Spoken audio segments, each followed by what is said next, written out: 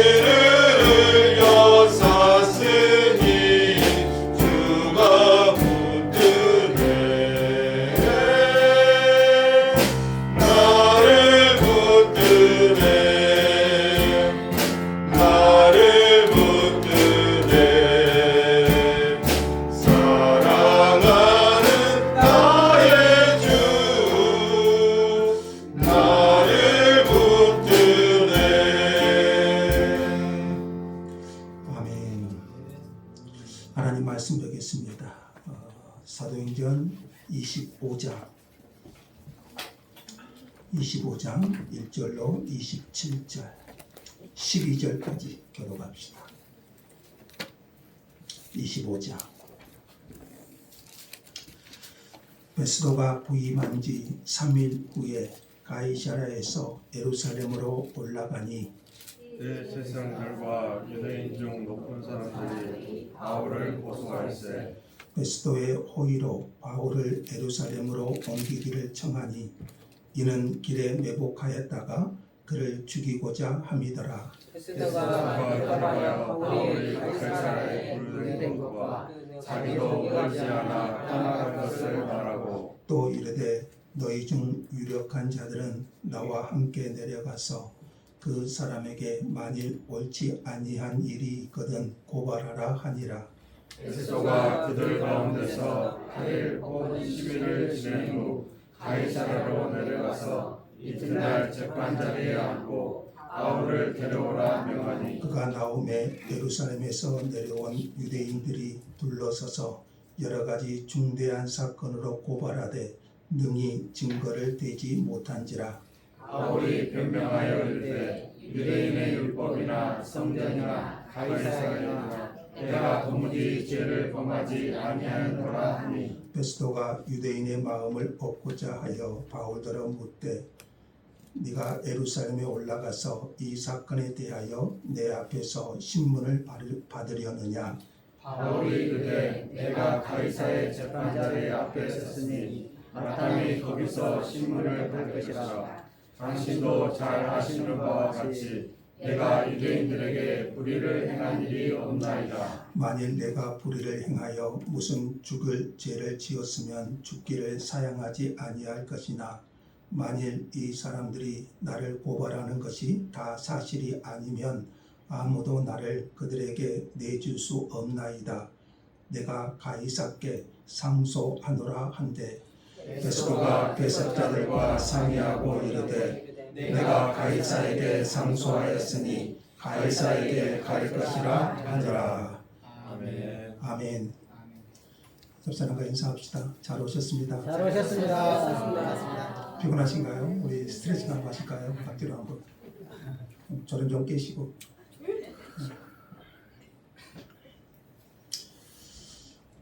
자, 우리 지난주 벨릭스 총독, 벨릭스 총독은 바울에게 죄가 없는 줄 알았지만 유대인들의 마음을 얻기 위해서 석방하지 않고 바울 사도를 2년간 구금하고 역사상 최고의 복음 전도자, 최고의 신학자, 최고의 목사인 바울을 곁에 두고 원하는 대로 불러서 복음에 대해 들을 수 있었지만 그는 어떤 유익한 결과도 얻지 못했습니다. 2년 동안 가이사랴에 그 위대한 복음 사역자를 구금하고 시간이 되면 그 바울을 불러서 복음을 들었지만 그는 어떤 유익한 결과도 얻지 못했습니다.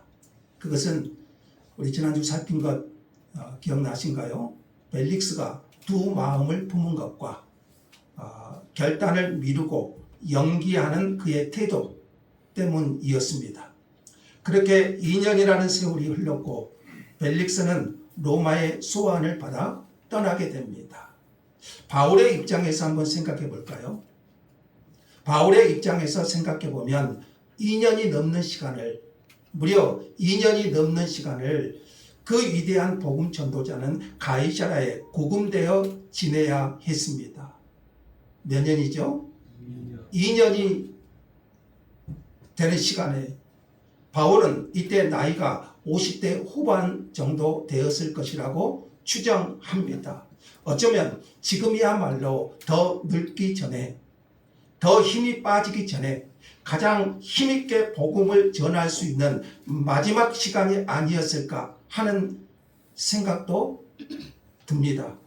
그런데 하나님은 2년이라는 세월 동안 그를 가이사랴에 갇힌 죄수로 묶어 두셨습니다. 오직 총독 벨릭스와 그의 아내 두루실라에게 복음을 전할 뿐 바울이 할 수 있는 것은 아무것도 없었습니다. 이렇게 2년이 지나버렸습니다. 24장 27절에 보시면 이태가 지난 후, 이태는 얼마죠? 2년이 지났어요. 이 말씀은 굉장히 쓸쓸해 보입니다. 바울의 삶에서 이 시간은 잃어버린 2년이라고 말할 수 있을까요?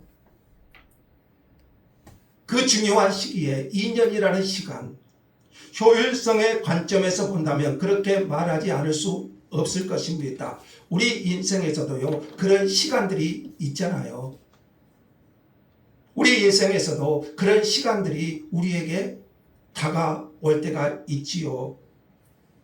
그러나 하나님의 섭리는요, 하나님의 섭리는 우리에게는 비효율적이고 낭비되는 것처럼 보일 때가 많다는 사실을 우리는 생각해야 됩니다. 왕은 내가 아니라 하나님이십니다. 하나님은 우리 인생의 탁월하고 완벽한 관리자이십니다. 많은 사례를 들 수 있겠지만 하나님이 우리의 왕이시고 하나님이 우리 인생을 관리하는 탁월한 관리자가 되신다는 사실. 17세기 한 인물을 생각해 볼까요? 존 버년. 그가 쓴 유명한 책이 있죠. 철로역정. 불후의 명작이지요. 성경 다음으로 많이 읽은 책이라고 알려져 있는데요. 존 버년이 철로역정을 쓴 시기가 12년 동안 감옥에 갇혀 있을 때입니다. 이런 재능을 지닌 천재가 2년이 아니고 12년 동안이나 감옥에 갇혀 있을 때 얼마나 절망스럽고 낙심된 상황이었겠습니까? 그러나 혹자는 이렇게 말합니다. 존 버년이 감옥에서 보낸 12년의 세월이 없었더라면 철로 역정도 없었을 것이다. 하나님은 존 버년을 12년 동안이나 감옥에 가두어 놓으시고 철로 역정이라는 그 유명한 작품을 만들게 하신 것이지요. 하나님의 섭리는 우리가 이해할 수 있는 것보다 훨씬 더 크고 많은 것들을 의도하시고 계십니다. 하나님의 섭리는 내가 생각하는 것 이상으로 하나님은 그 속에서 더 큰 뜻을 이루기를 원하시고 그렇게 이끌어 가신다는 겁니다. 하나님을 믿는다는 것은 이런 것이에요. 내가 지금 현실로 겪고 있는 것만이 현실이 아니고 우리는 그렇잖아요. 내가 지금 현실로 겪고 있는 그 현실만을 생각하잖아요. 지금 힘들고 지금 어렵고 지금 낙심되고 그러나 여러분 아직 이루어지지 않는 미래의 은혜와 영광도 하나님의 약속 안에서 신자가 누리는 현실이라는 것입니다. 바울에게도 마찬가지입니다. 하나님께서는 왜 이 탁월한 복음 전도자를 더 많은 세상으로 지금 로마를 지나서 땅끝 스페인까지 보내지 않으시고 2년이라는 기간 동안 가이사라에 묶어두셨을까요? 평생 우울증과 싸움에 시달렸던 영국의 찬송 시인 일리안 쿠퍼라는 분이 있는데요. 이분은 참 하나님을 신뢰하고 믿음으로 살았던 사람인데 평생 우울증과 싸우면서 살았던 사람인데요. 그 사람이 쓴 유명한 찬송시 한 대목을 나누겠습니다.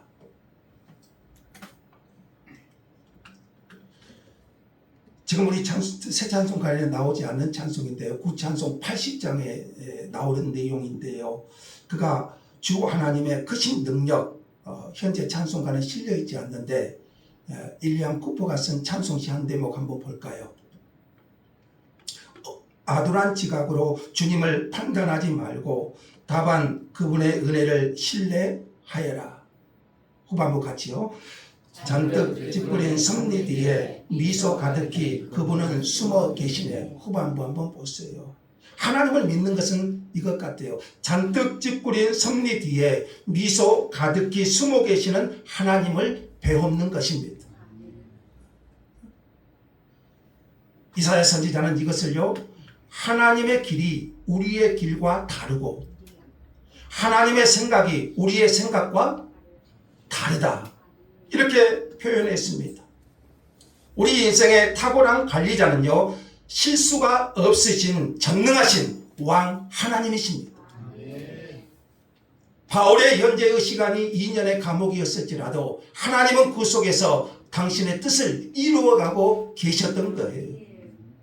그래서 바울이 가이사라에 구금되어 있던 2년이라는 시간은 잃어버린 시간일 수가 없습니다. 하나님의 자녀의 모든 삶에도 그래요. 이렇게 2년이 지났고요. 바울의 운명을 좌우할 총독이 바뀝니다. 벨릭스는 로마로 소환되었고 후임으로 누가 온가요? 25장 1절에 베스도 오늘의 인물이죠. 베스도가 부임하게 됩니다. 베스도는 유대교와 기독교에 대한 벨릭스만큼의 지식은 없었지만 굉장히 정의롭고 또 단호하고 공정하게 행동하는 사람이었습니다. 벨릭스는 좀 불공정하고요, 좀 탐욕스럽고 정치적인 그런 인물이었다면 베스도는 그와 반면에 굉장히 신속하고 공정하고 정의로운 그런 인물이었습니다. 그럼 부임 후 3일째 되는 날에 예루살렘을 방문해서 그가 가나안 구역 아닙니까? 로마 총독. 그가 가나안 구역을 살피고 유대 지도자들과 좋은 관계를 맺기를 원했습니다. 이때 유대 지도자들은 이 베스도에게 건의를 합니다. 바울을 에루살렘에 데려다가 공회에서 다시 재판하게 해달라. 여러분 한번 생각해 보십시오. 이들의 바울에 대한, 더 나아가서 복음에 대한 적대감을 한번 생각해 보십시오. 지금 바울을 고소한 지 몇 년이 지났죠? 2년이 지났어요. 그럼에도 불구하고 그들은요, 마귀가 한 것처럼 바울을 적대시하고 그가 전한 복음을 적대하고 바울을 죽이고자 하는 것이 지금도 멈추지 않고 있어요. 총독이 호의를 베풀어서 바울을 에루살렘에, 사내들인 공회 에루살렘에 다시 재판하게 해준다면 가이사랴에서 에루살렘으로 올 때 길에서 매복했다가 바울을 죽이려는 음모입니다. 가이사랴에서 에루살렘으로 바울을 보내주면 길에서 매복했다가 바울을 죽이고자 하는 이들의 음모였어요. 베스도의 대답이 어떠합니까? 4절 한번 볼까요? 4절 보시면 바울이 가이사랴에 구금되어 있고 자기도 곧 에루살렘을 떠날 것이기 때문에 유력한 자들이 자기와 함께 가이사랴로 가서 바울을 고발하라고 말합니다. 그래서 그들의 제안을 거절합니다. 결국 이들의 음모는 베스도의 거절로 수포로 돌아갑니다. 이들의 음모가 뭐예요? 오는 길에, 가이사랴에서 예루살렘으로 오는 길에 매복했다가 바울을 죽이고자 하는 것이 이들의 음모였어요. 근데 베스도가 이것을 거절하므로 그들의 음모는 수포로 돌아갑니다. 베스도가 바울을 아껴서일까요? 하나님은 총독의 마음을 움직이셔서 유대인들의 치밀한 암살 계획을 막으신 거예요. 누구를 통해서요? 베스도를 통해서. 베스도가 유대 지도자들의 악한 음모를 알았는지 알지 못했는지는 모르겠지만 사실 이 모든 일을 주관하고 이끄시는 분이 하나님이셨음을 보아야 돼요. 칼빈은 이 부분을 이렇게 해석합니다. 베스도가 단호하게 거부한 데는 하나님께서 그의 마음을 주관하셨기 때문이 아니라면 다른 어떤 이유가 있었겠는가? 하나님께서는 자신의 은밀하신 섭리로 그들의 의도대로 행하지 못하도록 베스도의 마음에 재갈을 물려주셨다. 우리는 위험에 처했을 때, 우리도 이런 위험에 처했을 때 이런 확신을 붙들고서 하나님의 이름을 부르며 기도해야 된다. 칼빈은 그렇게 이 본문을 해석해요. 그러니까 베스도가 바울을 아껴서가 아니라 그 배후에 역사하시는 하나님이 그 베스도의 마음에 재갈을 물려주셨다는 것이죠. 바울은 총독 앞에서 기품 있는 모습을 보여줘요. 이것은 자신의 운명을 좌우하는 분이 하나님이심을 알았기 때문에 가능해요. 눈앞에 보이는 권력자만 바라본다면 지금 바울의 생명을 좌우지하고 있는 총독 베스도 그리고 유대 지도자들, 여러분 그 눈앞에 보이는 그 권력자들을 바라본다면 아부하거나 비굴하게 설 수밖에 없지요. 그러나 하나님의 사람들은요, 눈앞에 보이는 권력자가 아니라 보이지 아니하시는 하나님께서 그 권력자뿐만 아니라 모든 권력을 움직이시는 분이 하나님이심을 아는 사람이에요. 그래서 그리스도인은요, 권력자들 앞에서도요, 기죽거나 주눅들지 않고 기쁨을 보이면서 담대할 수 있는 거예요. 그 모든 것을 움직이시는 분이 누군가요? 하나님이심을 알기 때문에 그래요. 그래서 바울은요, 총독 앞에서도 유대 지도자들 앞에서도요, 자기 생명줄을 쥐고 있는 그 권력자들 앞에서도요, 담대하고 기쁨이 있는 모습을 보여주어요. 그들이 나를 재판할지라도 이 모든 것을 주관하시고 움직이시는 왕이 계시니 그분이 바로 하나님이심을 믿었기 때문입니다. 총독 베스도가 유대 지도자들과 함께 이제 예루살렘에서 가이사랴로 왔습니다. 유대 지도자들이 바울을 고발했기 때문에 다시 베스도 앞에서 법정 열립니다. 지금 바울은 계속 재판받지요. 좀 지루할 정도로 재판을 또 받습니다. 베스도 앞에서. 유대인들이 둘러서서 여러 가지로 중대한 사건이라고 바울을 고발하면서 강조를 하지만 능히 증거를 대지 못합니다. 총독이 이것을 모를 리 없지요. 이에 바울이요, 자신이 유대인의 율법이나 성전이나 가이사에게 도무지 죄를 범하지 않았다고 항변합니다. 바울은 백성을 선동한 적이 있나요? 가이사에 반역한 적이 있나요? 없지요. 그래서 베스도는 마땅히 무죄 선언을 하고 바울을 석방해야 되는 것이 당연합니다. 그러나 베스도는 석방하지 않고요, 바울에게 제안합니다. 네가 예루살렘으로 올라가서 다시 신문을 받겠느냐 이렇게 묻습니다. 예루살렘을 방문했을 때는 단호히 거절했잖아요.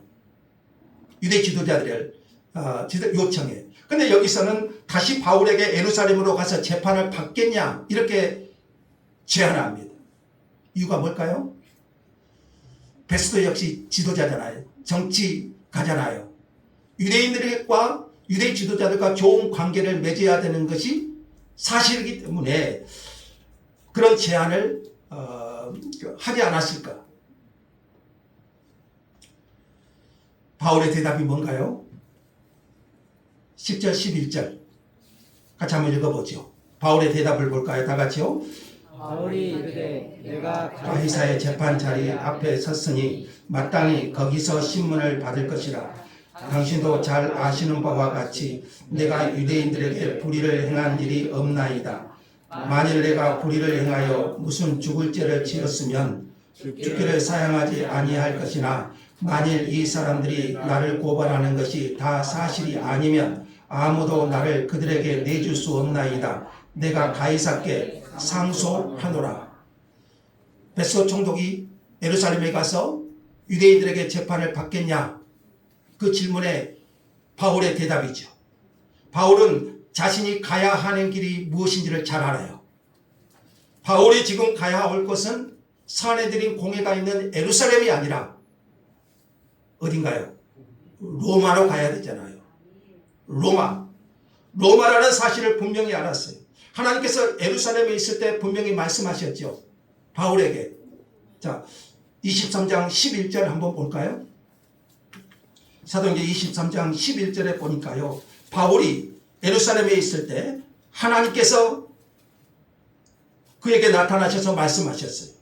담대하라. 내가 예루살렘에서 나의 일을 증언한 것 같이 로마에서도 증언하여야 하리라. 바울이 어찌 이 말을 잊을 수가 있겠었겠어요.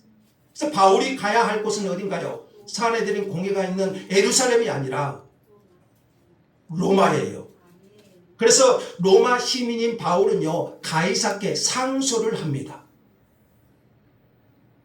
당시 로마 시민들은 지방 관리들이 권력을 남용할 것에 피해를 입지 않도록 황제에게 상소하는 제도가 있었습니다. 바울은 이것을 이용한 거죠. 바울은 지금 로마 시민권이 있잖아요. 그래서 예루살렘으로 가지 않고 로마, 바울이 가고자 하는 곳은 지금 로마잖아요. 로마도 보아야 하리라. 당시 황제가 누구였을까요? 로마 황제가 그 유명한 네로 황제입니다. 네로. 로마 시내에 불을 지르고 기독교인 짓이다. 불심판을 믿는 기독교인 짓이다. 물론 이때는 그의 광기가 드러내기 전입니다. 우리는요, 바울이 베스도의 제한을 피하기 위해서 가이사에게 상소했다는 것을 알지만 예루살렘에 가지 않고 로마로 가기를 원하는, 그래서 베스도의 제한을 피하기 위해서 가이사에게 상소했다는 것을 알지만 그 이상의 동기가 있었다는 것을 우리는 짐작할 수 있어요. 바울이 로마에 가고자 하는 이유가 있죠. 로마도 보아야 하리라. 로마도 하나님의 복음으로 로마도 정복되기를 원했어요. 로마의 지도자들에게도 하나님의 복음이 증거되기를 원했어요. 로마에서도 하나님의 복음이 변증되기를 원했어요. 당시 로마는 세계의 수도잖아요. 그 로마가 하나님의 말씀, 하나님의 복음이 전해지기를 원했던 거예요. 바울이 로마 황제 앞에서 공정한 재판을 기대했기 때문일까요? 사실 그것은 아닐 거예요. 바울의 관심은 어디 가는 거예요? 로마 가는 거예요. 바울의 관심은 로마로 가는 거예요. 그것이 어떤 형태로든 또는 그것이 죽음을 초래할지라도 바울은 이미 이렇게 결단했잖아요. 자기 생명을 조금 더 귀한 것으로 여기지 않을 만큼 죽음에 대한 준비가 된 사람이 바울 아닙니까? 그러니까 바울은 지금 지수에 머물러라도 어떠한 형편으로라도 바울의 목적은 로마로 가는 거예요. 베스도가 바울의 상소를 받아들입니다. 바울이 가이사에게 상소를 하는 것은 가이사에 대한 기대가 있었기 때문이 아닙니다. 가이사가 왕이 아니라 하나님이 왕이심을 바울은 알았습니다. 비록 형식은 가이사에게 상소하는 것이지만 바울은 자신이 상소할 왕이 계심을 알았어요. 가이사가 지배하고 있지만 그 위에 누가 계신다? 하나님이 계신다는 것을 바울은 알았어요. 그러니까 가이사가 어떤 판결을 내리느냐 이것이 바울에게는 중요하지 않아요. 왜냐하면 가이사를 움직이는 왕이 바울의 하나님이셨기 때문이에요. 여러분 이것을 믿습니까? 그 모든 것을 움직이시는 분은 하나님이심을 바울은 믿었기 때문에. 이제 수일 후에 아그리파 왕이 새로 부임한 총독 베스도를 문안하러 왔습니다. 이 아그리파 왕은 이제 갈릴리와 베레아 지방을 다스리는 분봉왕입니다. 그러니까 총독은 베스도고 로마 가나라에 있으니까요. 최고 총독은 베스도고 또 각 지역을 관할하는 분봉왕들이 있어요. 이 아그리파 왕이 베스도 총독을 문안하러 옵니다. 이때 베스도 총독이 바울의 일을 고합니다. 그를 데려다가 재판을 했지만 죄는 발견되지 않았고, 그런데 유대 지도자들은 왜 바울을 그렇게 죽이려고 하는지 모르겠다. 바울이 죽을 죄를 짓지 않았는데 왜 유대 지도자들이 그렇게 바울을 죽이려고 하는지 모르겠다. 이렇게 베스도 총독이 아그리파 왕에게 그의 사정을 말합니다. 이에 아그리파 왕이 바울의 말을 듣고자 합니다. 이제 26장이 아그리파 왕 앞에 선 바울입니다. 자, 바울이 전한 복음의 핵심은요, 예수님께서 십자가에 죽으시고 부활하셨다. 바울은 이 부활의 복음을 전하기 위해서 올 생애를 바쳤어요. 이제 로마에 가서 이 십자가와 부활의 복음이 로마에도 전해지기를 원했어요. 기독교를 받게 했던 바울이, 여러분 기독교를 받게 했던 바울, 핍박자, 포행자, 박해자, 그가 바울 아닙니까? 그가 어떻게 이렇게 변화될 수 있었을까요?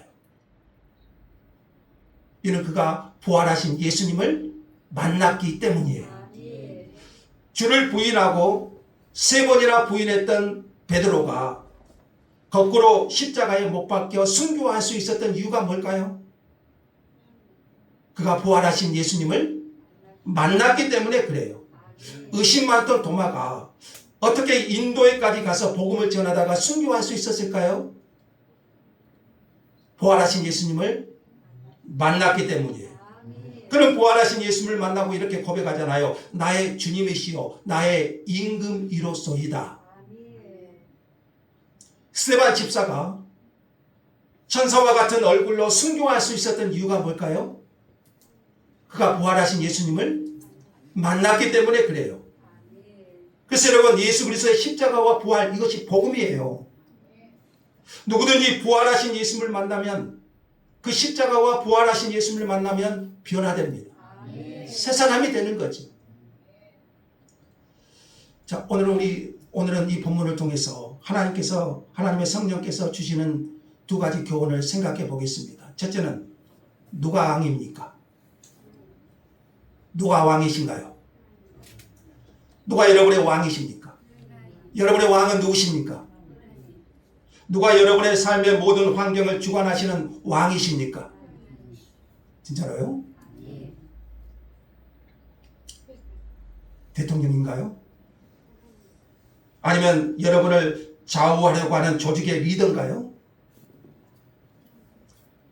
여러분을 숨 쉴 수 없도록 옥죄는 환경도 여러분의 왕일 수 있어요. 지금 여러분이 정말 힘들게 처한 그 환경도 여러분의 왕일 수 있어요. 그러나 기억하십시오. 우리의 왕은 한 분밖에 없습니다. 하나님 아버지가 우리가 처한 모든 환경 그리고 내 인생의 주변에서 힘을 가진 그 모두를 지배하시는 왕이십니다. 우리는 그 하나님을 보아야 돼요. 그렇지 않으면 눈에 보이는 사람들이 두렵고 눈에 보이는 그 현실 앞에서 우리는요 힘을 잃어가고요. 그러나 그 모든 것 뒤에 우리의 왕이신 하나님이 계셔요. 우리 인생의 주변에서 힘을 가지신 그 모든 사람을 지배하시는 그분이 바로 우리의 왕이신 하나님이시죠.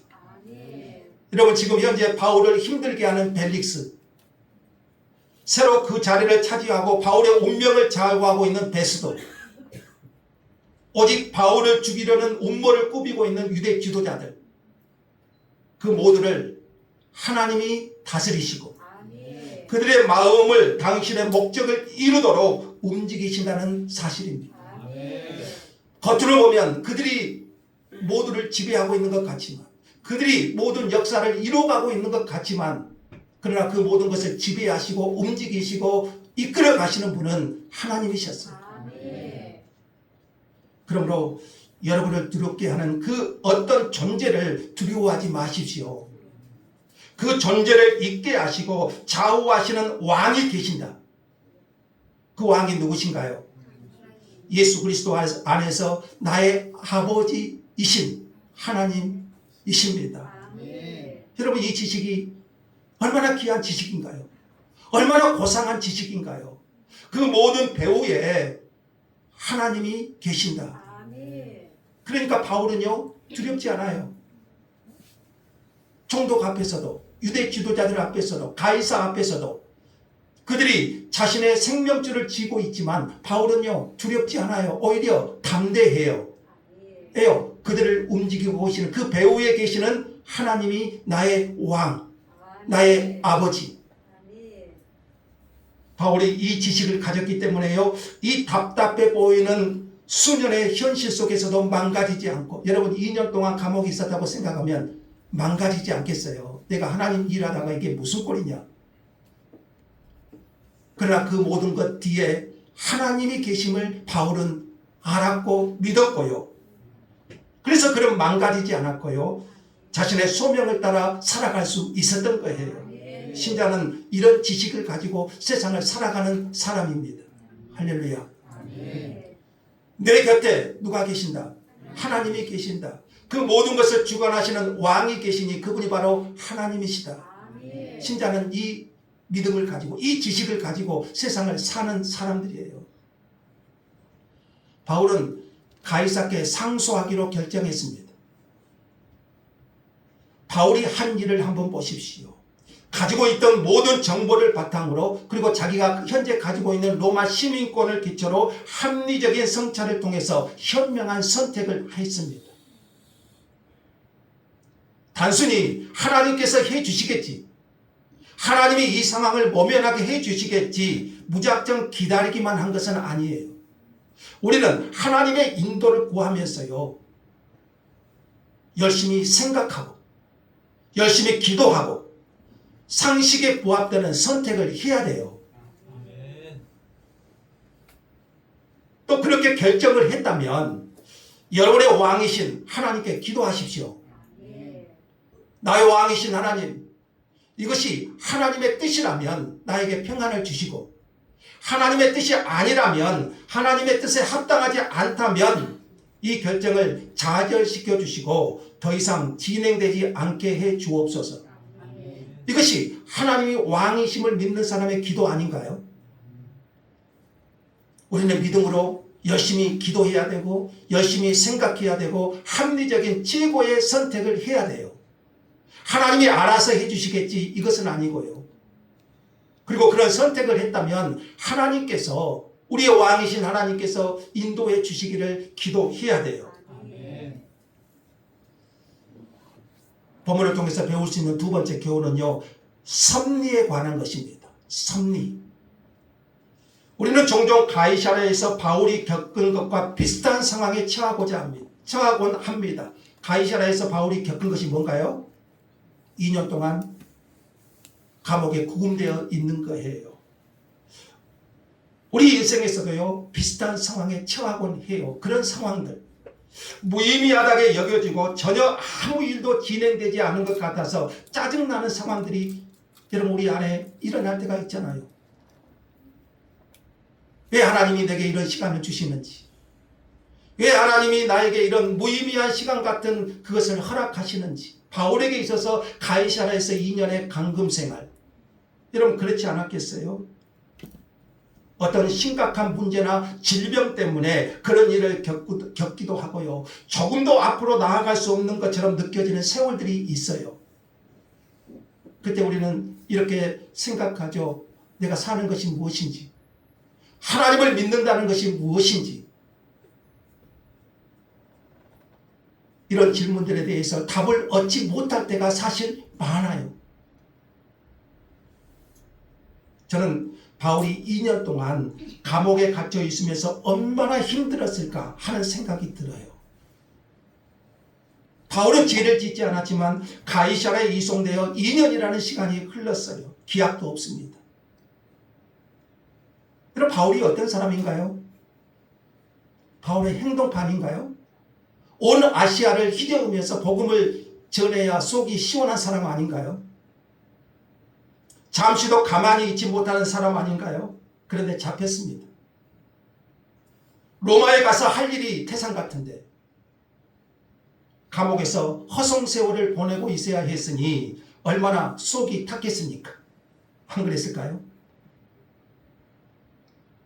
2년 동안 아무 응답이 없으니 얼마나 답답하고 괴로운 시간을 보냈겠습니까? 그런데 우리가 인생을 살다 보면 이런 시간들이 있을까요? 없을까요? 있다는 거예요.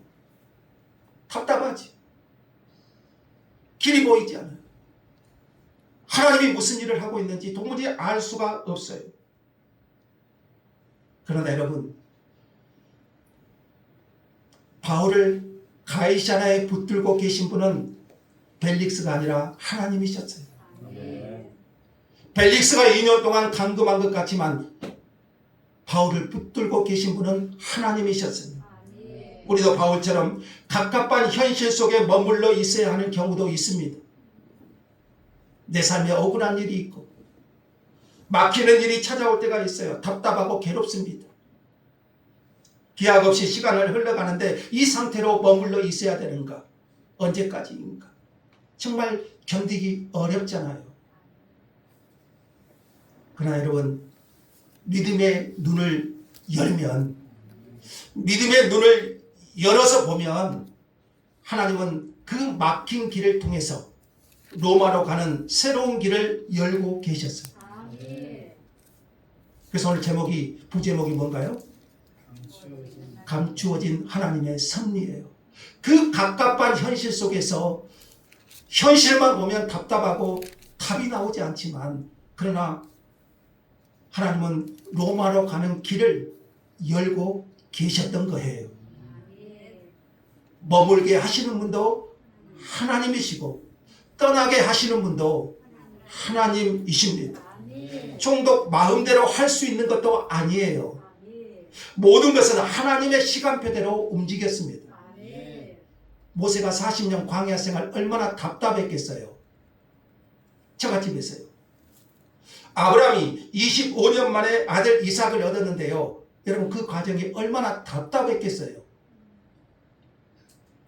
우리는 현재 내가 당하는 시련의 의미를 다 알 수는 없지만, 그래서 그 당시는 이것이 고통이잖아요. 그러나 조금 시간이 지나고 나면 당신은 고통이었지만 그 모든 것이 은혜고 하나님의 섭리였음을 깨닫게 하실 겁니다.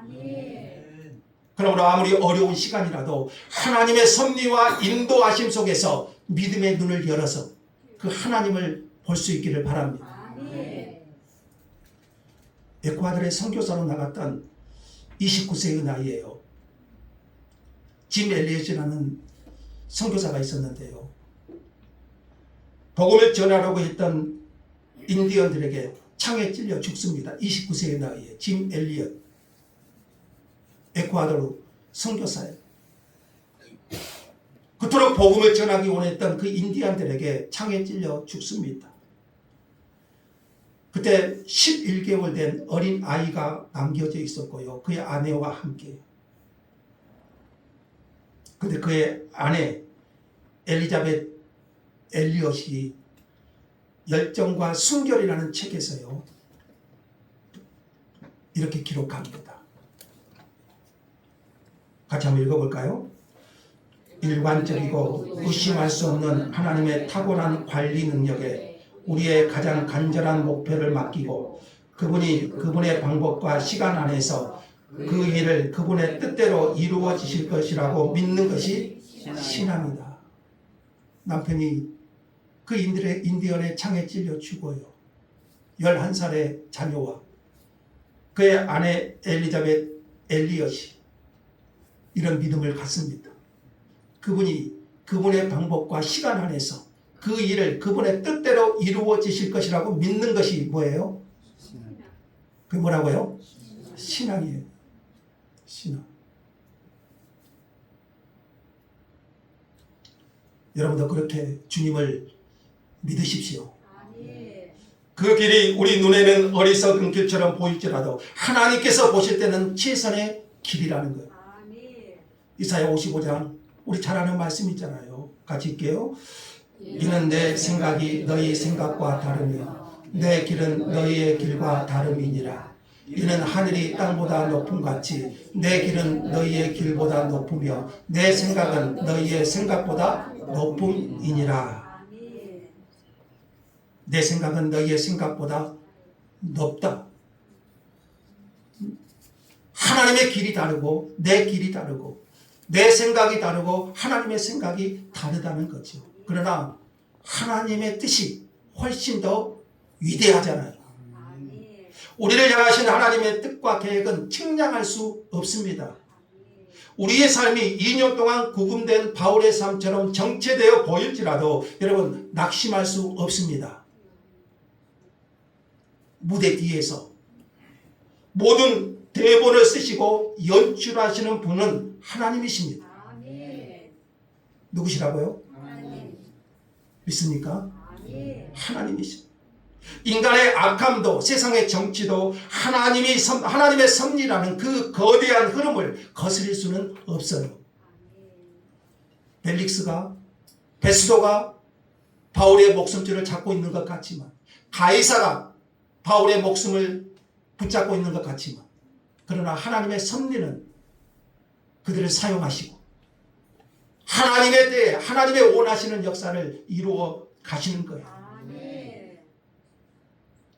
그러므로 여러분 감추어진 하나님의 섭리를 믿으시고 잔뜩 찌푸린 그런 날씨 속에 미소 지으시며 계시는 하나님,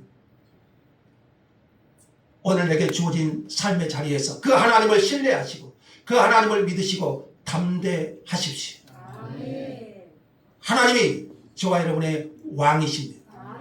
그 하나님을 신뢰하시고 믿음으로 주의 길 걸어갈 수 있기를 주 예수의 이름으로 축복합니다. 감사합니다. 하나님, 하나님의 선하신 섭리를 믿습니다. 우리의 왕이신 하나님을 믿습니다. 그 하나님을 신뢰함으로 담대하게 낙심하지 않게 하시고 절망하지 않게 하시고 하나님의 일하심 믿음의 눈을 열어서 그 주님을 보게 하여 주옵소서. 예수님의 이름으로 기도합니다. 아멘. 384장 찬송드리겠습니다.